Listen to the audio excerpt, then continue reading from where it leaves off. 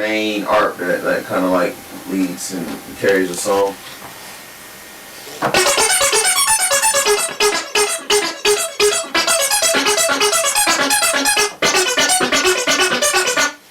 Three notes.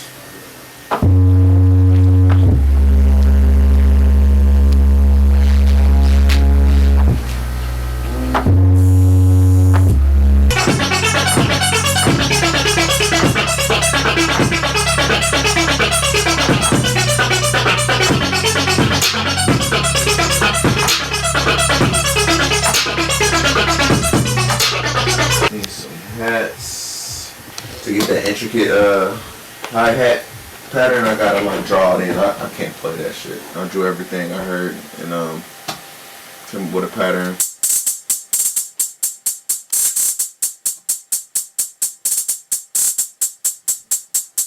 Just added that into the mix.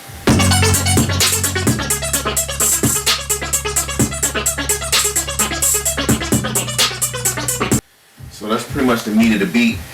When I had the chords, I copied it over to a pad.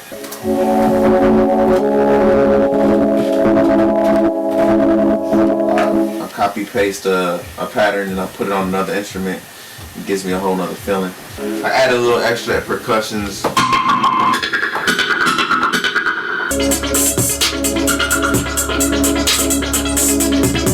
got your noises like this, your uplifters.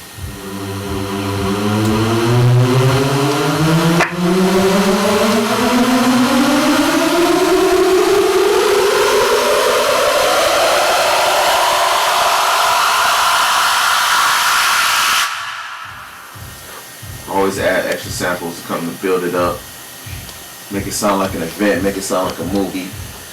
By the time it gets to that hook, it gotta explode. So I put that was my main intention when it came to the hook. It had to make a splash and effect, make the whole crowd go crazy. So there you got it. I want to put something like a long time part. Just copy the ways over and I waited for a girl like you for a long time. So that's not really hitting hard, so I gotta copy the bass over. You for a long time. Add a little bass slide to give it that kind of like morphing into another part of the beat. So this is what it sounds like when it's all finished. What you waiting for? I waited for a girl like you for all this is intricate detail, man. You know, just like hours and hours of going back, taking it home, listening to it in different speakers, and then coming back the next day and just making edits and just adding different accents to the track. It just brings out the vocals and make the vocals do crazy things. So that's that. Josh Goodwin gave me a call randomly and was like, yo, JB wants to hang with you. And I was like, oh, for real? He was like, yeah, he wants to come by the house. You know, no obligation to really work, you know, bring your laptop just in case, but, you know, just come hang. He has a studio in his estate, and in a room, we literally were vibing. I came in, he was working on Heartbreaker. And he played me a couple records, and I was like, man, this album's crazy, I need to contribute, I gotta get on it.